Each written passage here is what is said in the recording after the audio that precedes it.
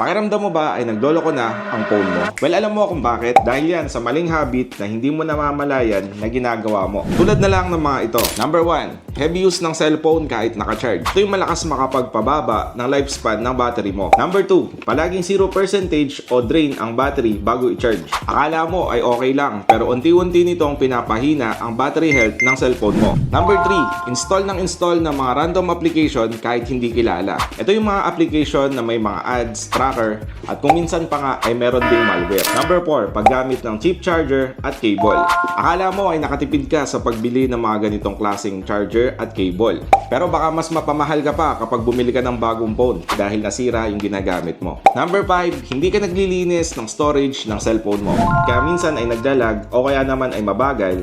At minsan pa nga ay nagre-resulta ng bad performance. Kaya sa totoo lang, hindi cellphone yung may problema, kundi yung habit ng paggamit nito. So yun lang, for more cellphone tips, don't forget to follow.